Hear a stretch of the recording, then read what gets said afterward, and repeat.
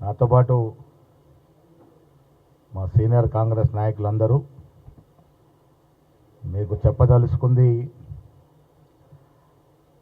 Congress party ఒక మాట ఇస్తే మాట మీద కట్టుబడి ఉంటుందని చెప్పడానికి ఆనాడు తెలంగాణ కొత్త రాష్ట్రంగా ఏర్పాటు చేయడం, ఇవాళ 2023లో ఇచ్చిన గ్యారంటీల్లో ప్రతి అంశాన్ని పూరించడం, బీసీలకి రిజర్వేషన్ ఇస్తామని కామారెడ్డిలో డిక్లరేషన్ చెప్పిన ప్రకారం ఇచ్చే ప్రయత్నం చేయడం, ఇవన్నీ కాంగ్రెస్ పార్టీ యొక్క కమిట్మెంట్కి నిదర్శనం. ఇలా కాంగ్రెస్ పార్టీ మాట ఇచ్చిన ప్రకారం అన్నీ చేసుకుంటా పోతూ ఉంది. స్థానిక సంస్థల ఎన్నికల్లో మాకు డిపాజిట్లు కూడా రావు, కనీసం మా ఉనికి ఉంది అని చెప్పుకునే ప్రయత్నం అన్నా చేయాలనే కార్యక్రమంలో భాగంగా ఇలా కాంగ్రెస్ పార్టీ మీద బీజేపీ బీఆర్ఎస్ పార్టీ ఒకటై కుట్రపూరితంగా లేనిపోని విమర్శలు చేస్తూ ఉన్నారు. కొత్తగా ఏదో బకాయి కార్డులని బాకీ కార్డు ఏంది? ఆ బాకీ కార్డు నవ్వుకుంటున్నారు జనం. ప్రభుత్వ పరంగా బాకీ విషయాలు మాట్లాడితే మొదటి ముద్దాయి కేసీఆర్. ఈ రాష్ట్రాన్ని బాకీ పాలు చేసినటువంటి ఘనుడు కేసీఆర్. మిగులు రాష్ట్రంగా పుట్టింది తెలంగాణ 2014లో, మిగులు రాష్ట్రంగా, మిగులు బడ్జెట్ రాష్ట్రంగా. అలాంటి తెలంగాణని ఇబ్బడి ముబ్బడిగా ఒక ఆలోచన లేకుండా శుద్ధి లేని సంసారం నడిపి ప్రభుత్వ పరంగా, కార్పొరేషన్ల పరంగా, సొసైటీల పరంగా ఎక్కడ అవకాశం ఉంటే అక్కడ బాకీలు తెచ్చి దాదాపు 8 లక్షల కోట్ల అప్పులో తెలంగాణని 8 లక్షల బాకీ రాష్ట్రంగా మార్చిన ఘనుడు కేసీఆర్, కేటీఆర్. ఇలా వాళ్ళు బాకీల గురించి మాట్లాడుతూ ఉన్నారు. మేము ఇచ్చిన మాట నిలబెట్టుకునే ప్రయత్నంలో భాగంగా ప్రభుత్వం వచ్చిన మొదటి రోజునే ఉచితంగా మహిళలకి బస్సు సౌకర్యం ఇస్తే ఇది బాకీ పడ్డట. మీరు 10 ఏళ్ళు నిరుద్యోగులు మోసం చేసి కొట్టని దెబ్బ కొడితే మేము అధికారంలోకి వచ్చిన 11 మాసాల్లోనే 65,000 ఉద్యోగాలు ఇస్తే బాకీ పడ్డట. గ్రూప్ 1, గ్రూప్ 2 ఉద్యోగాలు ఇస్తా ఉన్నాం. నిరుద్యోగ యువత కలలు సాకారం చేస్తే బాకీ పడ్డట. మహిళలకి 500 రూపాయలు సబ్సిడీ గ్యాస్ మీద ఇస్తే మేము బాకీ పడ్డట. 200 యూనిట్ లోపు కరెంటు కాల్చిన కుటుంబాలు ఈ రాష్ట్రంలో 80% ఉన్నాయంటే అది బాకీ పడ్డట. మీరు చేసిన బాకీ తీర్చడానికి ప్రతి నెల 6,500 కోట్లు తెలంగాణ కాంగ్రెస్ ప్రభుత్వం మీరు చేసిన అప్పుకి, కేసీఆర్ కుటుంబం పాలించి ఈ రాష్ట్రాన్ని పాలించి మీరు చేసిన 8 లక్షల బాకీకి ఇన్స్టాల్మెంటు ఇంట్రెస్ట్గా 6,500 కోట్లు ప్రతి నెల, అంటే దాదాపు 80,000 కోట్లు సంవత్సరానికి కడతా ఉన్నాం. మీరు చేసిన బాకీ మేము తీరుస్తూ ఉంటే మేము బాకీ పడ్డట. రైతు భరోసా, రైతు బంధు, వరి మీద బోనస్ ఇస్తే బాకీ పడ్డట. ఏ లెక్కన కాంగ్రెస్ ప్రభుత్వం బాకీ పడ్డది? ప్రజల ఆశయాలకు అనుగుణంగా, ప్రజల ఆకాంక్షలకు అనుగుణంగా పాలన చేస్తూ ఇలా రేవంత్ రెడ్డి గారి నాయకత్వంలో ప్రజలకు చేరువవుతూ ఉంటే ఓర్వలేక లోపాయికారిగా బీజేపీ బీఆర్ఎస్ పార్టీ ఒకటై ఇంకా కాంగ్రెస్ పార్టీని ఎదుర్కోలేమని వాస్తవాన్ని తెలుసుకొని ఈ బాకీ కార్డుల పేరట మోసం చేస్తూ ఉన్నారు. హాస్యాస్పదంగా మంది ప్రజలు నవ్వుకుంటా ఉన్నారు. ఈ రాష్ట్రాన్ని దివాలా తీసింది మీరు, బాకీల పాలు చేసింది మీరు, అన్ని విధాలుగా సర్వనాశనం చేసింది మీరు. నిరుద్యోగులు ఓట్లేసుకొని పచ్చి వాళ్ళని మోసం చేసి ఎన్నో ఆత్మహత్యలకు కారకులైనటువంటి మీరు మీ ఇంట్లో ఉద్యోగాలు పెట్టుకున్నారు, మీ సర్వం కుటుంబం ఉద్యోగాలు ఇచ్చుకున్నారు, నిరుద్యోగులు మాత్రం కనబడలే. ఇది మోసం కాదా? కవులని, కళాకారుల్ని, కార్మికుల్ని, కర్షకుల్ని, రైతుల్ని అందరినీ మోసం చేసి ఓట్లేసుకొని అందరికీ ఎగనామం పెట్టింది వాస్తవం కాదా? ఎవరు ప్రజలకి బాకీ పడ్డారు? మీరు పడ్డారా, మేం పడ్డామా? ఏ ముఖం పెట్టుకొని బాకీ కార్డులు మంచుతున్నారు కేటీఆర్ గారు, మా పాత మంత్రులంతా ఏ ముఖం పెట్టుకొని మంచుతారు? ప్రజలు నిలదీస్తారు మిమ్మల్ని. మీరు ఇస్తాన ఉద్యోగాలు ఏమైనాయి? మీరు మోసం చేసిన దళిత బంధు ఎంతమంది దళితులకు ఇచ్చారు? దళిత బంధు ఇది బాకీ పడలేదా మీరు ప్రజలకి? ఎన్ని ప్రాజెక్టులు తీసుకొచ్చినారు తెలంగాణకి? ఎంత విదేశీ రుణం తీసుకొచ్చారు తెలంగాణకి? మీ 10 ఏళ్ల పాలన పాత నవాబులు మించిన పాలన. మీ స్వార్థం కోసం కాళేశ్వరం లాంటి ప్రాజెక్టులో మీరు దోచుకున్న తీరు, ఫార్ములా ఈ రేస్, ఈ కార్ రేస్లో కేటీఆర్ దోచుకున్న తీరు ప్రజలన్నీ గ్రహిస్తూ ఉన్నారు. బీదవాడి స్వప్నం రేషన్ కార్డు. 40 లక్షల రేషన్ కార్డు అప్లికేషన్లు వస్తే ఒక్క కార్డును ఇచ్చిన పాపన పోయినరా? ఇది మీరు బాకీ పడ్డ తీరు కాదా? మీరు రేషన్ కార్డులు ఇస్తామని మోసం చేసి ఈ 40 లక్షల మందికి మీరు బాకీ లేరా? ఈ 40 లక్షల మంది బాకీ ఎవరు తీరుస్తా ఉన్నారు ఇవాళ? కాంగ్రెస్ పార్టీ, రేవంత్ రెడ్డి గారి ప్రభుత్వం 40 లక్షలు ఇస్తూ ఇలా 1,20,00,000 మందికి రేషన్ కార్డులు ఇచ్చి దాదాపు 3 కోట్ల మందిని రేషన్ ఇస్తూ ఆదుకుంటా ఉన్నాం. దేశ చరిత్రలో ఎక్కడ లేని విధంగా సన్న బియ్యం ఇస్తే బాకీ పడ్డట. ఎవరైనా ఊహించినారా సన్న బియ్యం తింటామని ఈ రాష్ట్రంలో? మీరు విద్యా వ్యవస్థని వెస్టర్న్ సర్వనాశనం చేస్తే ఇంటిగ్రేటెడ్ స్కూల్స్తో ఇలా రాష్ట్రాన్ని తీర్చిదిద్దా ఉంటే బాకీ పడ్డట.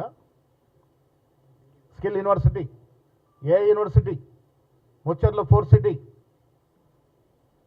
మెట్రో లైన్, రోడ్ల నిర్మాణం, ఇవన్నీ చేస్తూ ఉంటే ఎవరికి బాకీ ఉన్నట్టు ఇవల్ల? ఏ ముఖం పెట్టుకొని బాకీ పాటలు మోస్తూ ఉన్నారు? ప్రజలు తిరగబడతారు, జాగ్రత్త. ఇలా ఎరువుల పేరిట కేంద్ర ప్రభుత్వం మోసం చేస్తూ ఉంది. బీఆర్ఎస్తో లోపాయికారు ఒప్పందంలో వచ్చి సకాలంలో ఎరువులు ఇవ్వక కాంగ్రెస్ పార్టీని బద్నాం చేయాలన్న కుట్రలో భాగంగా కేంద్ర ప్రభుత్వం ఎరువులు ఆపింది. ఇది వాస్తవం కాదా? 10 ఏళ్ళు మీరు కలిసి సంసారం చేశారు. కేంద్రంలో జరిగిన ప్రతి బిల్లులో ఓటేశారు. ఇవాళ కూడా మీరు కలిసే ఉన్నారు. కలిసి ఉన్నారు కాబట్టే కాంగ్రెస్ మీద కుట్రపూరితంగా వ్యవహరిస్తూ ఉన్నారు. ఇబ్బడి ముబ్బడిగా అప్పులు తెచ్చి సర్వనాశనం ఈ రాష్ట్రాన్ని చేసింది కేసీఆర్ ప్రభుత్వము. ఇది యావత్ ప్రపంచానికి తెలుసు. ఆ బాకీ, ఆ బరువు ఇలా కాంగ్రెస్ పార్టీ మోస్తూ ఉంది. మేము చేయని అప్పుకి మేము ఇన్స్టాల్మెంటు ఇంట్రెస్ట్ రూపాయన 6,500 కోట్లు ప్రతి నెల కడతా ఉన్నాము. సంవత్సరానికి 80,000 కోట్లు, దాదాపు 2 సంవత్సరాలుగా 1,50,000 పైచిలుకు మీరు చేసిన బాకీకి మేము ఇన్స్టాల్మెంట్ కడుతూ వస్తూ ఉన్నాము. ఇలా టీఆర్ఎస్ పార్టీ పరిస్థితి ఏంటంటే పార్లమెంట్లో 0 వచ్చింది, 0. చాలా చోట్ల డిపాజిట్ పోయింది. ఎమ్మెల్సీ ఎన్నికల్లో అభ్యర్థి దొరకలే. కనీసం స్థానిక సంస్థల ఎన్నికల్లోనైనా ఉనికి కాపాడుకుందామని ఇలాంటి కుట్రల కుతంత్రాలకి తెరదీస్తూ ఉంది. ప్రజలు దీన్ని అర్థం చేసుకుంటారు. కేంద్ర ప్రభుత్వం ఇవాళ జీఎస్టీ తగ్గించామని గొప్పలు చెప్పుకుంటా ఉంది. అరే, ఇన్నేళ్ళు జీఎస్టీ పెంచి సంవత్సరాలుగా దేశ ప్రజల్ని దోసుకొని జీఎస్టీ పేరిట 1,000 కోట్లు సంపాదించి ఇలా జీఎస్టీ తగ్గిస్తే ఎవరికి నష్టమవుతా ఉంది? అది జీఎస్టీ తగ్గింపు వల్ల 7,000 కోట్లు తెలంగాణకి సంవత్సరానికి నష్టమవుతా ఉంది. మళ్ళీ గొప్పలు చెప్పుకుంటా ఉన్నాం మేము తగ్గించామని. బీజేపీ, బీఆర్ఎస్ పార్టీ ఒక్కటే, కలిసే సంసారం చేస్తూ ఉన్నారు. కాంగ్రెస్కి ఎదుర్కోవడానికి కలిసి కుట్రలు కుయంత్రాలు పన్నుతా ఉన్నారు. ప్రజలు అర్థం చేసుకోవాలి. తెలంగాణ ప్రజలకి మీ ద్వారా మేమిచ్చే సలహా సూచనలు, కేసీఆర్ గారు 10 ఏళ్లుగా చేసిన 8 లక్షల కోట్ల అప్పుకి ప్రజల చేత ఎన్నుకోబడ్డ కాంగ్రెస్ పార్టీ, కాంగ్రెస్ ప్రభుత్వం ప్రతి నెల 6,500 కోట్ల అప్పు ఇన్స్టాల్మెంట్ కడుతూ వారు చేసిన అప్పుని మనం తీరుస్తూ ఉన్నాము. అరకొర నిధులుండి కూడా ఏ అంశాన్ని కూడా, ఏ ఇచ్చిన వాగ్దానం కూడా జారవించకుండా మెల్లమెల్లగా అన్ని చేస్తూ ఉన్నాము. దాంట్లో భాగంగానే రైతు భరోసా ఇవ్వగలిగినాము, రైతు రుణమాఫీ చేయగలిగినాము. రుణమాఫీ లెక్కలు తీయండి. మీరు 10 ఏళ్ళుగా చేసిన రుణమాఫీ ఎంత? మేము 15 నెలల్లో చేసిన రుణమాఫీ ఎంత?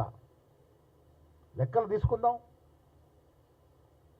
ఎప్పుడైనా వరికి బోనస్ ఇచ్చిన పాపాన పోయినారా మీరు? ప్రతి విషయంలో రాష్ట్ర ప్రజల్ని నట్టేట ముంచి స్వలాభం కోసం, సొంత లాభం కోసం, లాభార్జన కోసం 10 ఏళ్ళు పాలన చేసిన టీఆర్ఎస్ నాయకులకి కాంగ్రెస్ పార్టీ గురించి కానీ, ముఖ్యమంత్రి గారి గురించి కానీ మాట్లాడే కనీస అర్హత లేదు. ఇలా ప్రజల చేరువలో కాంగ్రెస్ పార్టీ ఉంది. వచ్చే స్థానిక సంస్థల ఎన్నికల్లో మెజారిటీ 80% సీట్లు పైన గెలుచుకుంటాము. జూబ్లీహిల్స్ ఎలక్షన్లో కూడా ఎమ్మెల్యే గెలుచుకొని తీరుతాము. ప్రజలు మా వైపు చూస్తూ ఉన్నారు.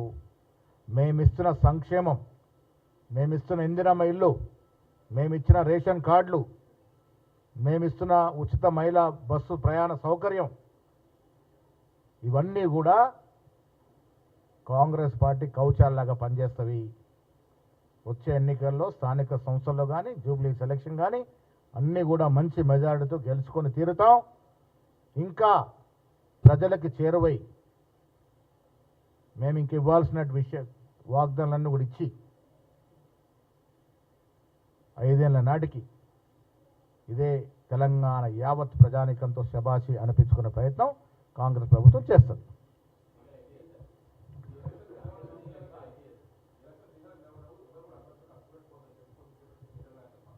ఎలక్షన్లో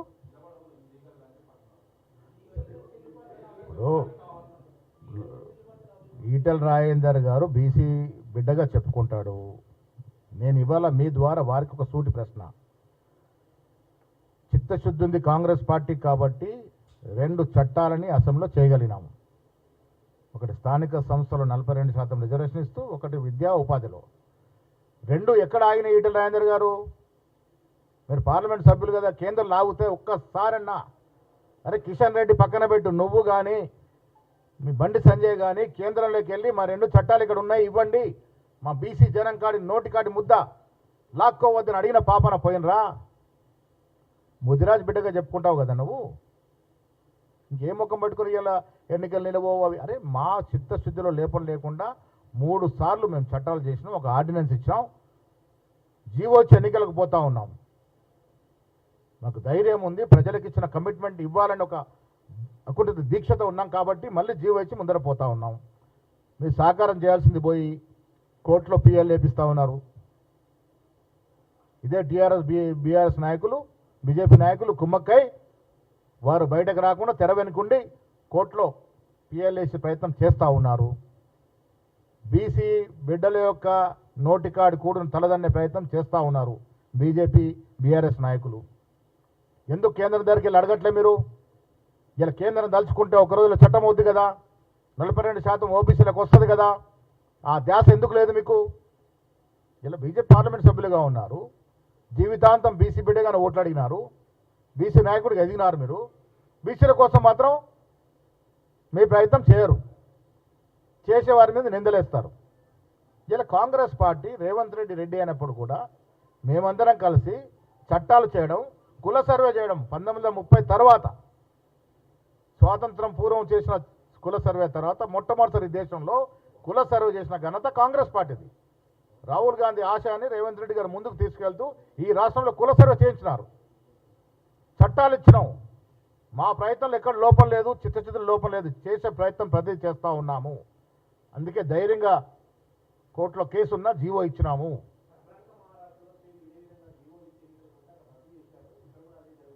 ఇక్కడ మేము కోర్టుకు విన్నవించాము, అసెంబ్లీలో ఇదే ఈటెల రాజేందర్ గారి పార్టీ సభ్యులు ఓటేశారు కదా, చట్టం అయింది కదా,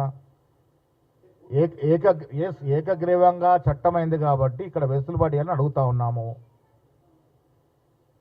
మేము 3 చట్టాలు తొక్కిపెట్టింది ఎవరు? కేంద్ర ప్రభుత్వం కదా, బీజేపీ ప్రభుత్వం కదా. ఒక ఆర్డినెన్స్ 2 చట్టాలు అక్కడ, 3 చట్టాలు అక్కడ తొక్కిపెట్టబడ్డాయి. దాని గురించి ఎందుకు మాట్లాడాడు ఈటెల రాజేందరు? బండి సంజయ్ ఎందుకు మాట్లాడతలేడు? ఏంటి మీ చిత్తశుద్ధి? బీసీల పట్ల మీకున్న చిత్తశుద్ధి ఏంటి? మీరు బీసీల గురించి మళ్ళీ మాట్లాడే హక్కు మీకు ఎక్కడిది? ఇలా మేము ధైర్యంగా బీసీలకు ఇవ్వాలని ఒక మొండి ధైర్యంతో ముందుకు పోతా ఉన్నాం, ప్రతి ప్రయత్నం చేస్తూ ఉన్నాం. దాంట్లో భాగంగానే జీవో ఇచ్చాం. మళ్ళీ ఎన్నిక పోయే ఈవేళ కోట్ల పిఎల్ ఎంచుకు ఆపే ప్రయత్నం చేస్తాం. ఇప్పుడు నేను విజ్ఞప్తి చేస్తూ ఉన్నాను అన్ని పార్టీలకి, బీసీల కాడి నోటుకొచ్చిన ముద్ద తలదనొద్దు, అందరూ సహకరించండి. 42% రిజర్వేషన్ ఎన్నికలు పోదాము, బీసీ వాళ్ళకి 42% ఇచ్చి తీరుదామనే సంకల్పంతో ఉన్నాం. కాబట్టి మాతో కలిసి రాక మీరు దొంగ నాటకాలు ఆడితే ప్రజలు గ్రహిస్తలేరా? ఇది మరి బీజేపీ రాష్ట్ర అధ్యక్షుడు స్వాగతిస్తే మరి ఆయన ఎత్తుతున్న ఈటెల గారు దాన్ని ఎలా తిరస్కరిస్తారు? బీసీ వ్యతిరేకిస్తున్నాడు. తమిళనాడు తరలో మనం కూడా చట్టం చేసుకుందాము. ఇక్కడ 56.33% బీసీలు ఉన్న అఫీషియల్ డాక్యుమెంట్ ఎస్టాబ్లిష్ అయింది. వారికి అందాల్సిన ఫలాలు వారికి అందాలని రాహుల్ గాంధీ దృఢ నిశ్చయంతో పోరాటం చేస్తూ ఉన్నాడు. అరే కేంద్రంలో ఉన్న రాహుల్ గాంధీ పోరాటం చేస్తాడు, రాష్ట్రంలో రేవంత్ రెడ్డి ఉబరాట పడతాడు ఇవ్వడానికి. బీసీ బిడ్డలు మీకేం నొప్పి అని అడుగుతా ఉన్నాను నేను. మీరెందుకు ముందు రావట్లే? మీరెందుకు మాతో చేయగలిపి ఇది సాధించుకుందామని చెప్పట్లేదు? ఆ ధైర్యం ఎందుకు లేదు మీకు? ఈటెల రాజేందర్ గారు, బండి సంజయ్ గారు, అరవింద్ గారు ఎందుకు జవాబు చెప్పరు దీని మీద? ఎందుకు మొక్కలు చాటేస్తూ ఉన్నారు? ధైర్యం లేదా మీకు? మోడీ గారు బీసీ అని చెప్పుకుంటారు కదా, మన మోడీ గారి దగ్గరికి వెళ్ళి అడిగే ధైర్యం లేదా మీకు? మీరు నిజంగా కలిసి వస్తే ఒక్కరోజు చట్టం అవుతుంది. ఎందుకు దీని మీద శ్రద్ధ వహించట్లేదు? మీకు చిత్తశుద్ధి లోపించి చేయలేక చేసేవారి మీద నిందలేస్తూ ఉన్నారు. కాంగ్రెస్ పార్టీ ఈరోజు కూడా committed, we are committed for 42% reservation. ఏదో ఒక రకంగా ఇవ్వాలన్నదే మా తాపత్రయము, మా యొక్క ప్రయత్నం. ఆలోచిస్తాం. దీంట్లో కాంప్రమైజ్ అయ్యేది లేదు. 80%లో 42% ఇచ్చి తీరాలనే సంకల్పంతో ఉన్నాం. కోర్టు నిర్ణయం, ఒక కోర్టు తీర్పిస్తే దాని మీద మళ్ళీ అధ్యయనం చేస్తాం. ఏ రకంగా దాన్ని అధిగమించాలో కూడా ప్రయత్నం చేస్తాం. అన్ని కోణాల నుంచి ఆలోచించి మళ్ళీ మా పిఎస్సి కూర్చొని మా పార్టీ పెద్దలతో విచారించి దాన్ని ఎలా ముందుకు పోలో నిర్ణయిస్తాం. తీర్పు రాకముందు ఎందుకు కోర్టు తీర్పు పాజిటివ్ వస్తుందని ఆలోచిస్తూ ఉన్నాను. ఎన్నికలకి కోర్టు అవకాశం ఇస్తుందని ఆలోచిస్తూ ఉన్నాను, ఆశిస్తూ ఉన్నాను. ఆ రకంగా అవుదామని కోరుకుందాం.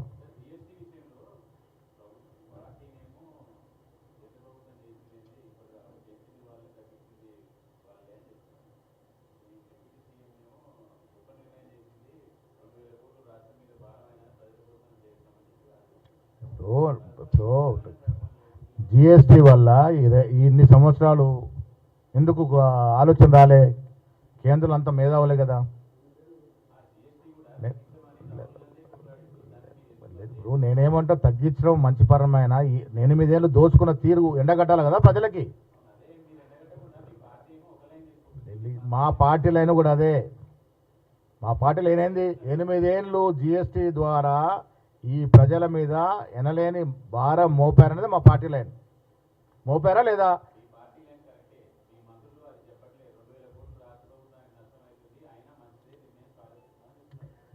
బట్టి గారు ఏం చెప్పారు నిన్నాను? ఇన్నేళ్ల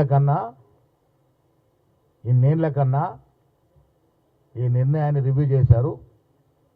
తగ్గించడం శుభపరిణామమే. నేను కూడా అంటా ఉన్నాను, తగ్గించడం శుభపరిణమైనప్పుడు ఆ భారం ఎవరి పడుతుందో ఒకసారి ప్రజలకు తెలవాలి.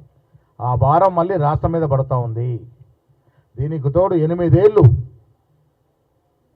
ఏళ్ళు ప్రజలు వారి భారానికి మించిన బరువు మోశారు కదా.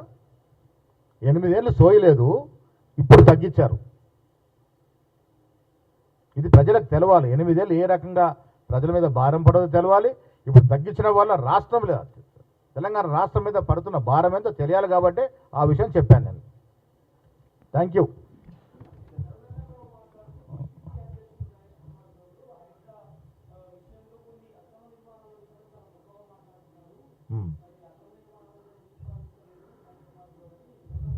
డెఫినెట్గా నేను హైడ్రాని చాలా సందర్భాల్లో హైడ్రా రావడం అవసరం అనే మాట చెప్పాను.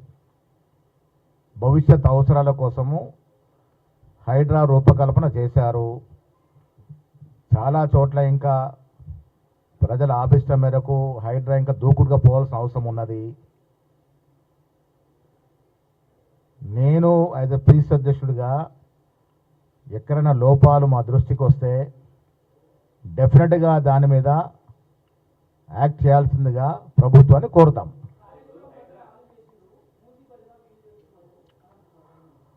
భజన అనే మాటే లేదు. నేను మా మంత్రులంతా గుజరాత్ నర్మదా రివర్ ఫ్రంట్ చూసి వచ్చాము. సాబర్మతి రివర్ ఫ్రంట్ చూసి వచ్చాము. గుజరాత్ అహ్మదాబాద్లో చక్కగా కట్టారు. గుజరాత్లో కట్టుకున్నప్పుడు ఎంతమంది నిర్వాసులు అయ్యారో ఆ లెక్క తీస్తే బొక్కలు ఇరుగుతాయి. ఇప్పటికీ కోర్టులో కేసులు నడుస్తూ ఉన్నాయి. సరైన పునరావాసం ఇవ్వలే. ఇక్కడ మూసీ నది ప్రక్షాళన విషయానికి వచ్చినప్పుడు అందరికీ పునరావాసం ఇవ్వడమే కాకుండా డబుల్ బెడ్రూమ్లు ఇస్తూ వారికి సరైన పునరావాసం కలగజేసి ఈ కంపునంతా తీసేసి అక్కడ జరిగిన తీరులాగా మనం కూడా మూసీని సుందరీకరణ చేసుకుందాం అనుకున్నాము. దానికి కడుపు మండిపోయింది. కిషన్ రెడ్డి గారు మోకాలెట్టేశారు, ముందుకు పోనివ్వట్లేదు. అహ్మదాబాదు సుందరంగా అభివృద్ధి చెందొచ్చు కానీ భాగ్యనగరం చెందకూడదు. వాళ్ళకి భాగ్యనగరం మూసి ప్రక్షాళన జరిగి సుందరీకరణ అవుతే కాంగ్రెస్ పార్టీకి పేరు వస్తుంది. అది వాళ్ళ బాధ.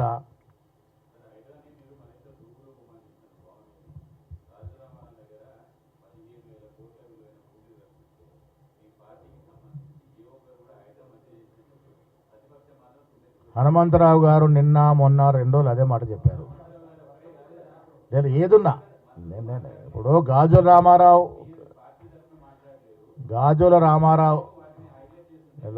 చారి గారు గాజుల రామారావు విషయంలో పత్రికలు వచ్చిన వెంటనే అనుకోకుండా నేను రోజు ముఖ్యమంత్రి గారి దగ్గర ఉన్నాను. తక్షణమే ఆదేశాలు ఇచ్చి ఆ భూమిని వెనక్కి తీసుకున్నటువంటి సంఘటన ఇది హర్షించాల్సిన సంఘటన.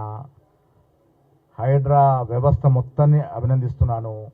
ఇలాంటి కార్యక్రమాలు ఇంకా ముందుకు పోవాలి. ప్రభుత్వ ఆస్తులు ఇంచు కూడా ప్రైవేటు వ్యక్తుల చేతుల్లోకి వెళ్తే పిసిసి అధ్యక్షుడు నేనైతే ఒప్పుకోను. ప్రభుత్వానికి విన్నవిస్తూ ఉన్నాను. ప్రభుత్వం ఆ చర్యలు తీసుకుంటా ఉంది. ఇక ముందు కూడా ఏదైనా మా దృష్టికి వచ్చినా మీ దృష్టికి వచ్చినా మాకు చెప్పండి, డెఫినెట్గా యాక్ట్ చేద్దాం.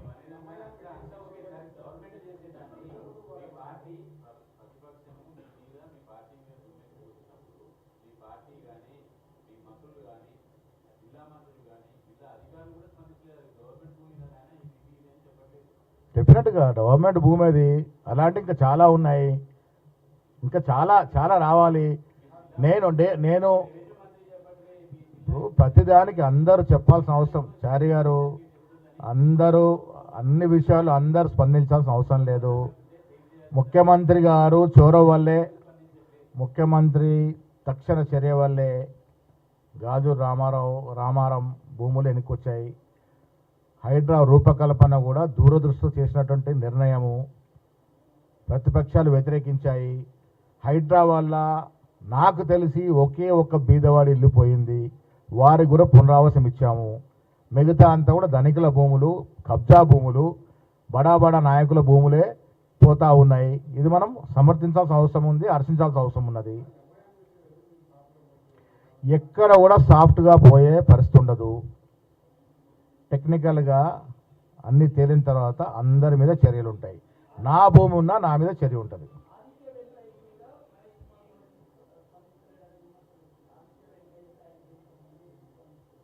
ఆదిత్య వెంకటేశ్వర కూడా నేను కూడా చూశాను. నాకు కూడా వీడియోలు వచ్చాయి. అనుమానాలు ఉన్నాయి. ముఖ్యమంత్రి గారితో మాట్లాడతాను. నది పక్కనే ఉంది. నేను కూడా వీడియోలు చూశాను. నా నివాసం కూడా అక్కడే ఉంటుంది. నది పక్కనే ఉంది. నదిలో కట్టినట్టే కనబడతా ఉంది. అది లోతుగా ఇంకా అధ్యయనం చేయాల్సిందిగా ముఖ్యమంత్రి గారిని తక్షణమే కోరుతాను. నేను దసరా శుభాకాంక్షలు మీ అందరికీ. దసరా పండగ